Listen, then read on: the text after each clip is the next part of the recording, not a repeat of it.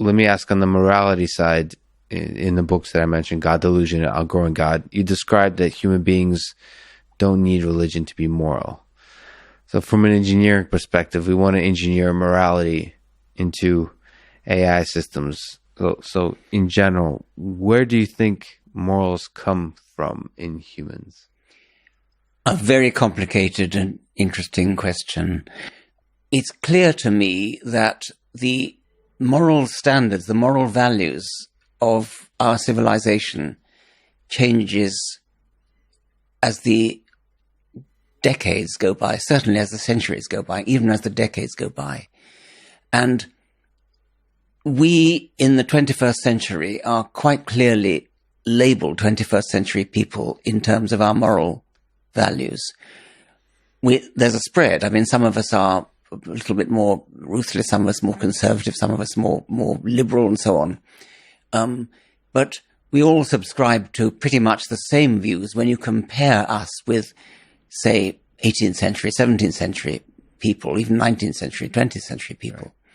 Right. So we're much less racist, we're much less sexist and so on than we used to be. Some people are still racist and some are still sexist, but the spread has shifted. The Gaussian distribution has moved and moves steadily as the centuries go by. And that is the most powerful influence I can see on our moral values. And that doesn't have anything to do with religion.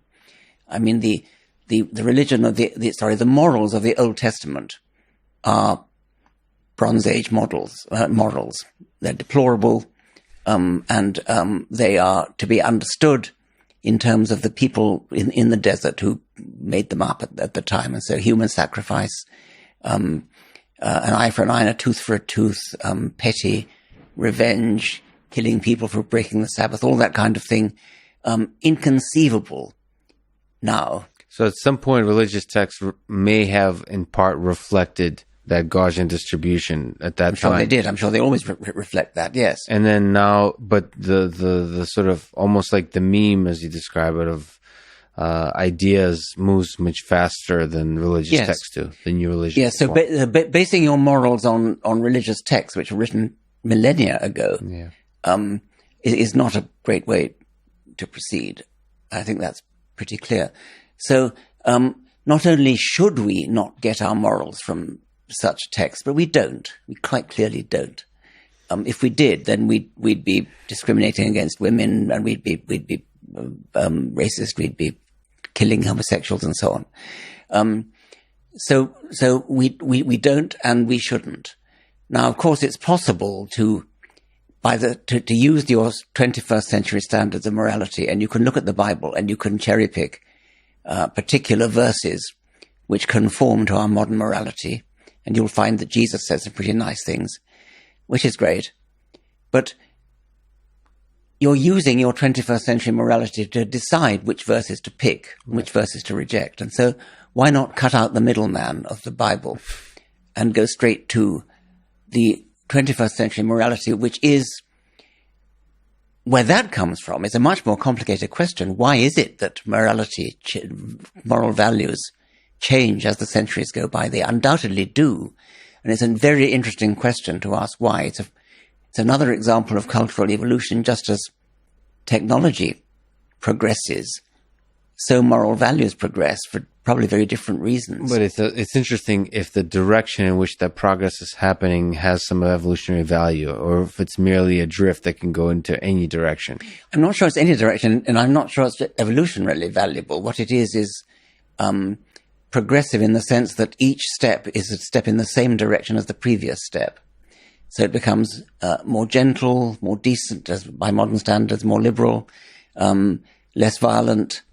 See, but more decent, I think you're using terms and interpreting everything in the context of the 21st century. Yeah. Because Genghis Khan would probably say that this is not more decent because we're now, there's a lot of weak members of society that we're not murdering. He would, yes. And I was careful to say by the standards of the 21st century. Yeah. By our standards, if we with hindsight look back at history, what we see is a trend in the direction towards us, towards our present. Right. our present value system. So for us, we see progress, but it's an open question whether that won't, I don't see necessarily why we can never return to Genghis Khan times. Well, we could. I suspect we won't. But if you look at the history of moral values over the centuries, it is in a progressive.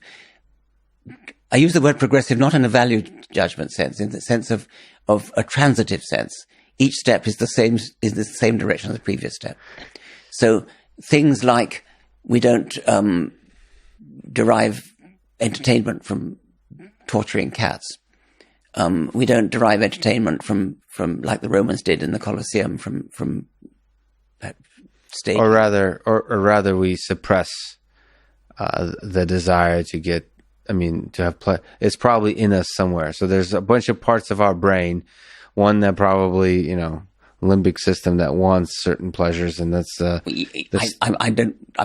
wouldn't have said that, but you're at liberty to think that if you like. Well, no, there's a Dan Carlin of Hardcore History. There's a really nice explanation of how we've enjoyed watching the torture of people, the fighting of people, just the torture, the suffering of people throughout history as entertainment. Until quite recently. And now everything we do with sports, we're kind of channeling that feeling into something else. So, there is some dark aspects of human nature that are underneath everything. And I do hope this higher level software we've built will keep us at bay. Yes. But I'm also Jewish and have history with the Soviet Union and the Holocaust. And I clearly remember that some of the darker aspects of human nature creeped up there. They do. There have been steps backwards, admittedly, and the Holocaust is an obvious one. But if you take a broad view of history, it's in the same direction.